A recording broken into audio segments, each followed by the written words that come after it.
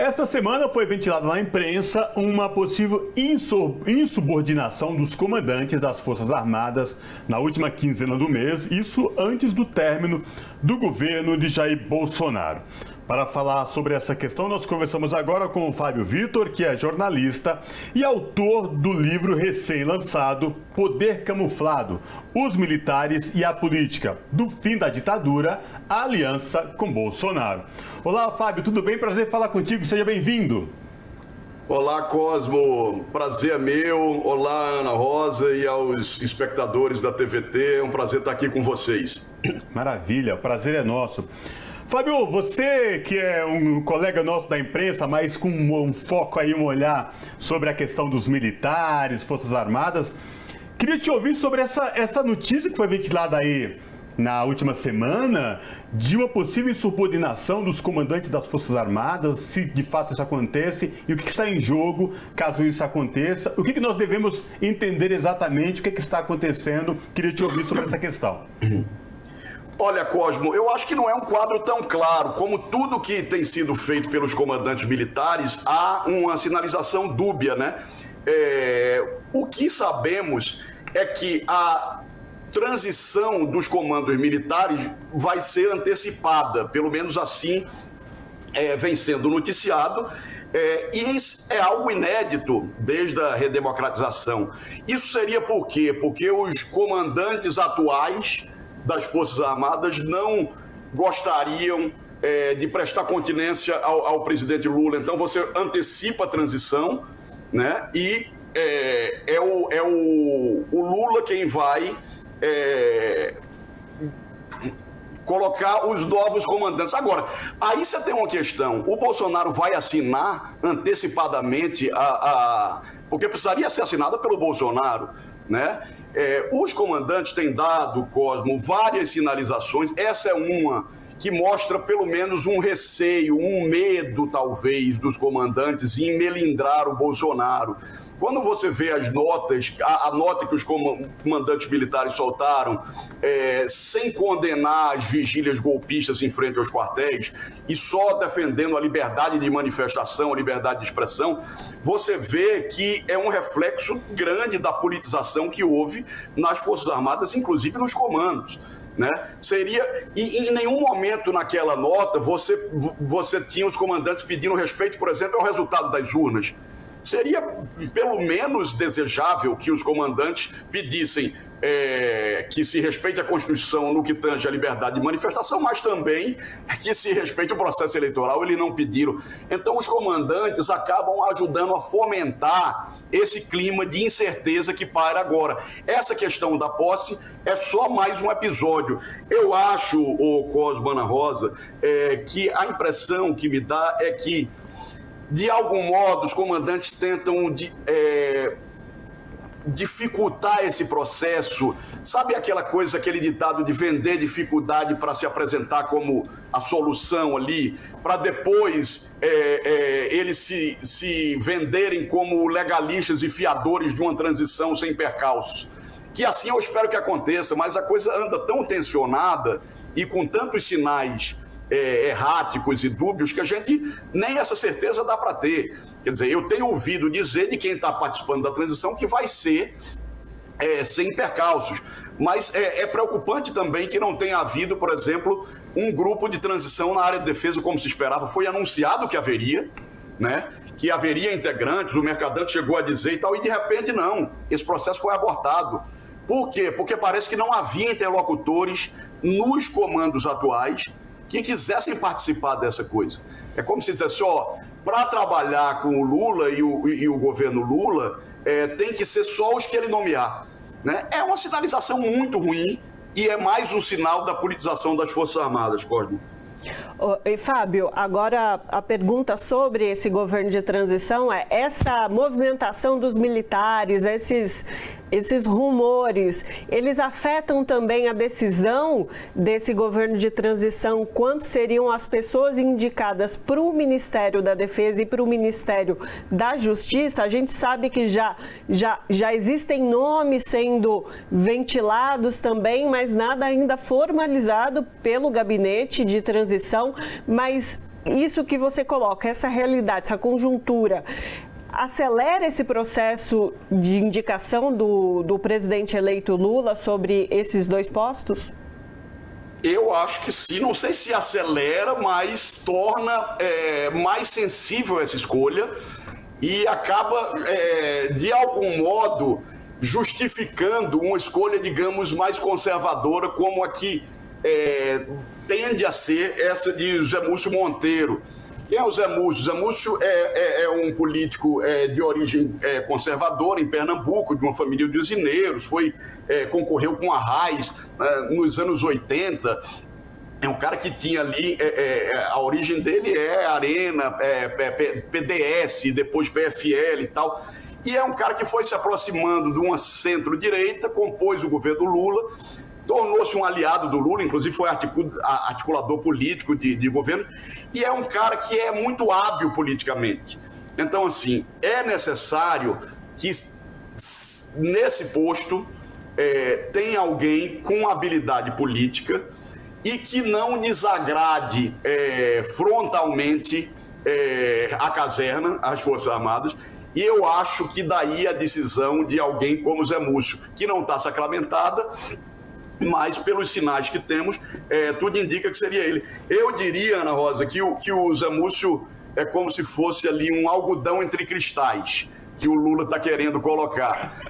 Você tem uma situação muito sensível, muito tensionada, há problemas gigantes, mais urgentes a serem resolvidos, que é o das Forças Armadas. Há quem diga que não, que isso é premente, mas é premente quando você tem milhões de pessoas passando fome, quando você tem ameaça de volta de inflação, quando você tem uma situação econômica incerta, a questão orçamentária. Então, assim, você tem questões que são realmente mais urgentes. Como esse povo vai comer, essa coisa toda. Então, claro que não é prioridade. Enquanto você tenta resolver questões mais urgentes, você já vai começar o governo com uma encrenca com os militares. Eu acho que o cálculo do Lula é esse. Eu não quero começar o governo com essa encrenca. Daí a dificuldade toda, porque tudo isso, a politização que o Bolsonaro promoveu, tornou uma relação que vem sendo agravada e desgastada desde 2014, digamos assim, né? Em 2014, eu costumo dizer que foi rompida uma certa trégua que vigorou entre governos de esquerda e os militares, né? Não diria uma lua de mel, mas digamos que vigorou uma trégua. Por vários motivos, questão orçamentária, o Lula investiu em projetos estratégicos e tal, e vigorou ali, digamos, essa certa trégua. Em 2014, tudo começa a ruir, né? Há o que eu chamo de tempestade perfeita. Você junta Comissão Nacional da Verdade, Operação Lava Jato, com a demonização da política, né? E aí o impeachment. Você tem todo esse processo que tensiona a relação. Aí junta o Etchegóin com o pai na Comissão Nacional da Verdade, o Vilas Boas, e aí vem o Temer começa a se aproximar desses caras antes mesmo de assumir o governo, né? O Temer começa a se aproximar dos militares. Então é um processo de desgaste muito grande que tem um ponto de quase ruptura, tem um ponto muito grave quando em 2016 o Diretório Nacional do PT solta uma resolução de conjuntura com autocrítica sobre o processo do impeachment e diz: nós deveríamos ter intervido nas Forças Armadas, formado comandantes mais progressistas, democratas, interferido nos currículos das escolas militares. Quando os caras viram aquilo, os militares, para eles era comprovação de que eles queriam mexer nas Forças Armadas e, na verdade, nunca houve uma tentativa clara. Houve algumas sinalizações, um decreto que falava nisso, que depois houve um recuo do governo quando o Jacques Wagner era o ministro, a Eva Chiavon era secretária-geral do Ministério da Defesa, mas, enfim, esse processo todo foi corroendo uma relação que é historicamente complicada pela herança, pelas feridas da ditadura, enfim, e pelo fato deles não reconhecerem as violações de direitos humanos, essa coisa toda. E aí, quando chega o Bolsonaro, o Temer inicia esse processo de politização das Forças Armadas, dá mais poder às Forças Armadas, poder político, inclusive, não só poder financeiro, E o Bolsonaro eleva isso à enésima potência, né? Com a militarização da esplanada, com a politização das Forças Armadas, inclusive com a conivência de parte da cúpula das Forças Armadas. Então, é claro que é uma situação sensível, é claro que é uma situação grave. Não acredito que... muita gente me pergunta, vai ter golpe de Estado? Golpe de Estado não tem clima para ter um golpe de Estado como 64, um golpe clássico com tanque na rua, não tem apoio externo, não tem várias condições. Mas há uma preocupação... Eu, como pesquisador, alguém que andou pesquisando o tema e como cidadão, me preocupo bastante com a incerteza que paira nesse momento, né? Com tanta dúvida, né? E porque eu acho que a conivência dos comandos das Forças Armadas não vai produzir tanque na rua, mas pode produzir um ensaio de Capitólio tropical, entendeu? De invasão do Capitólio tropical, que muita gente fomenta no bolsonarismo, inclusive o presidente com o silêncio dele. É verdade. Fábio, vamos falar um pouco, já que a gente está falando de Forças Armadas, de militares, vamos falar então um pouco do livro, né?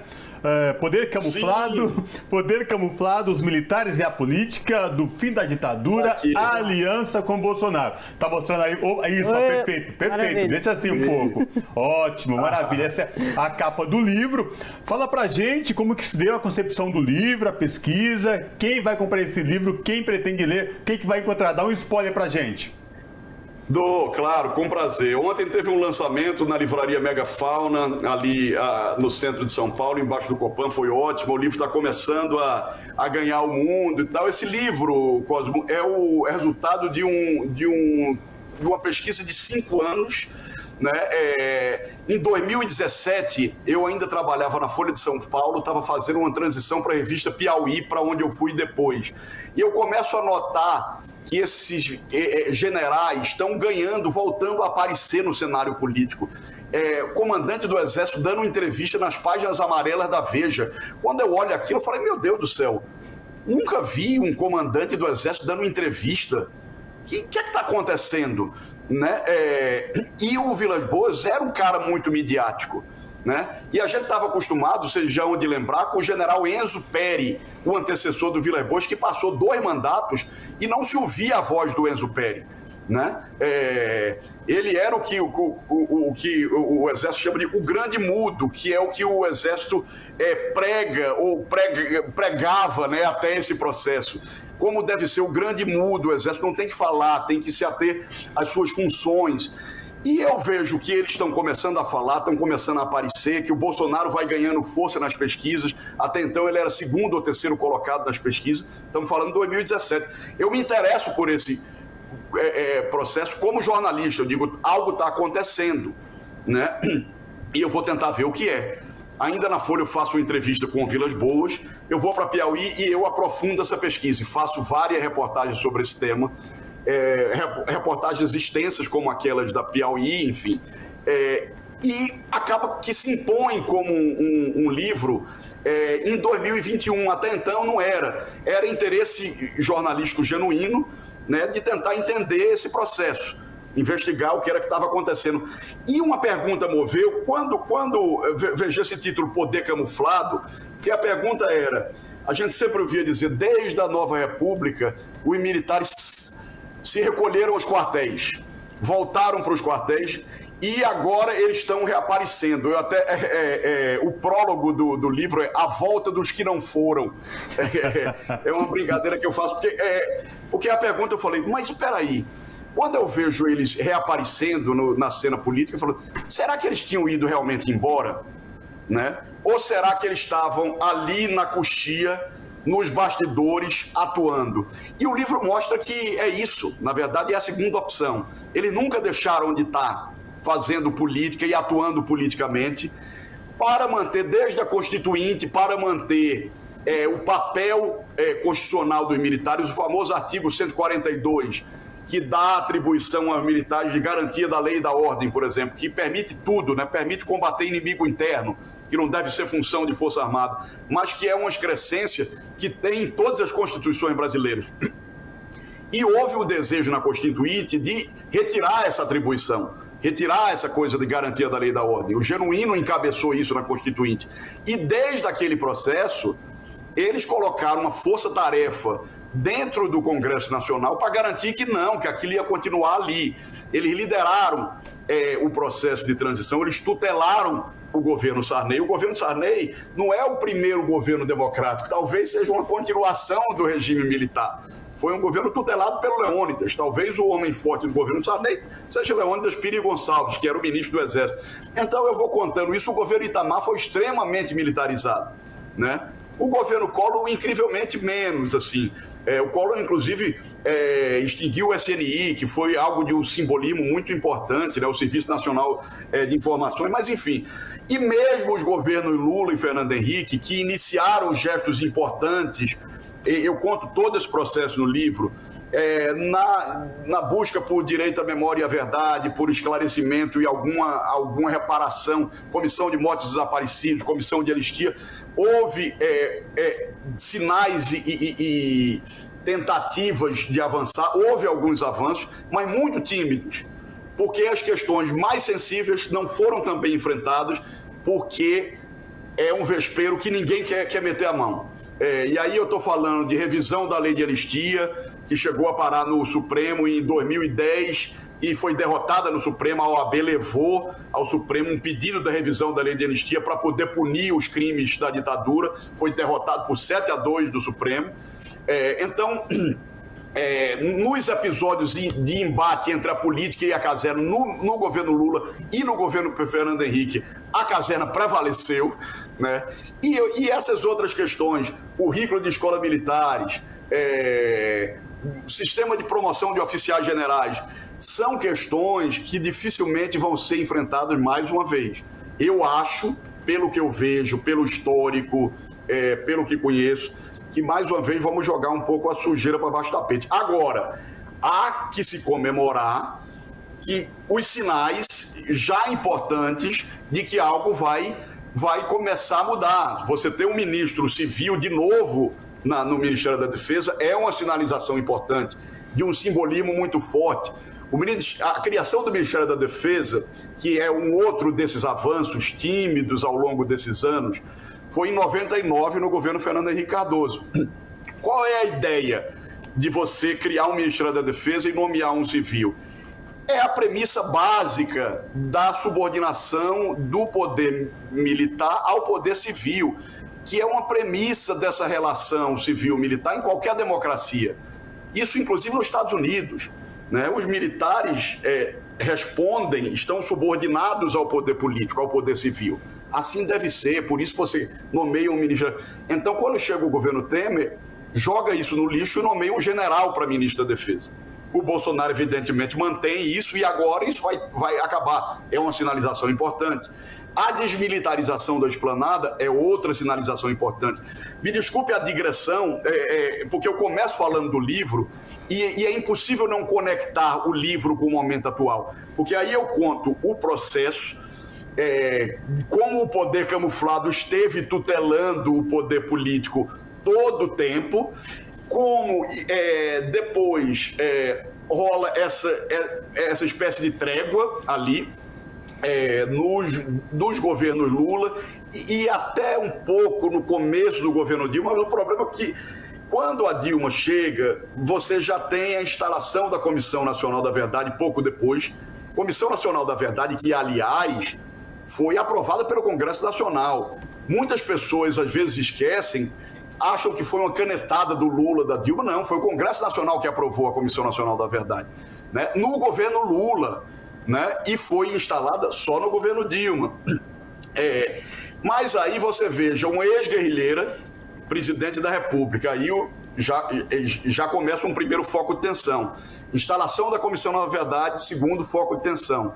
E aí quando começa Lava Jato, degringolar a economia, aí os caras se sentem num papel histórico que eles se atribuem de tutores, de guardiões da República, e eles acham que eles precisam voltar para o processo, e eles pegam o Bolsonaro, que é o cara que estava posicionado ali, para vocalizar as demandas deles e de vários setores conservadores da sociedade. As Forças Armadas são um desses setores, né? O Bolsonaro foi o cara que representou todos esses interesses, né? E aí eu conto também o que foi esse governo Bolsonaro. Eu conto no livro a reabilitação, que eu chamo de pária a mito, de pária a líder, né? Contra a ameaça vermelha. É uma parte, a parte 2 do livro, é todo esse processo de anistia. Eu chamo a outra anistia, que é a reabilitação do Bolsonaro dentro do Exército. Como é que um sujeito que foi tido como um pária, foi proscrito, foi proibido de entrar em quartéis? Aqui eu mostro uma foto para vocês, que é muito interessante, que tem no livro. Não sei se vai dar para ver. Peraí. Aí, assim, não sobe não, aqui volta.